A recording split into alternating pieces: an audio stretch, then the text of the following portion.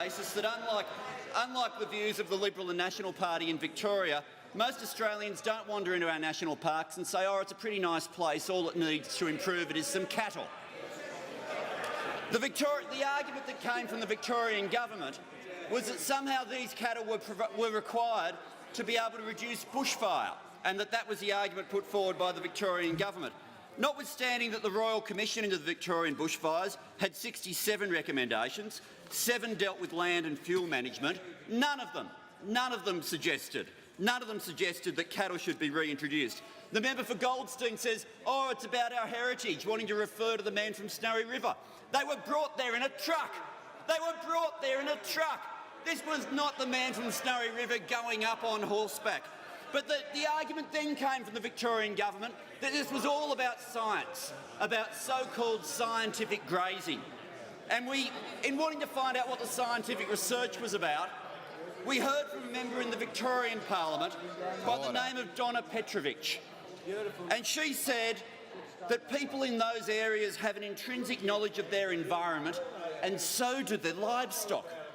In many respects, we are quite lucky that there are still a few remaining lead cows in those herds that know the areas that are being trialled. If we did not have that, we would have an environmental problem. Those cattle stick to the areas and the tracks, and they teach the other cattle the appropriate way to move through that country. So the line from the Victorian Government is 400 cattle walk into a national park. The calves want to go to the endangered wetlands, but the lead cow says, oh no, that's listed under the EPBC Act. You can't go there.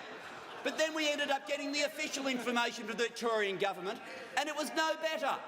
I asked the Victorian Government to provide the Australian Government with the documents that caused them to make a decision in January. They gave us a document dated March. For why they made a decision in January, the document was dated the 15th of March 2011, and it provides the next layer of the scientific research. In year 1, the placement of cattle in the selected sites was required to enable the cattle to develop and demonstrate high site fidelity and site familiarisation with these sites. High-fidelity cattle. High-fidelity cattle is what this trial is allegedly going to provide us with. You can see JB Hi-Fi. You've got the high-fidelity speakers, you've got the high-fidelity system. They can now introduce the cattle as well, courtesy of the Victorian Government. We were promised that this would be a scientific university study. It would not pass as high school science homework. We were promised that there in some way would be science involved here. The Victorian Government have given us nothing but satire. Make no mistake, when you change the government from a Labor to a coalition government, you get a worse environmental outcome.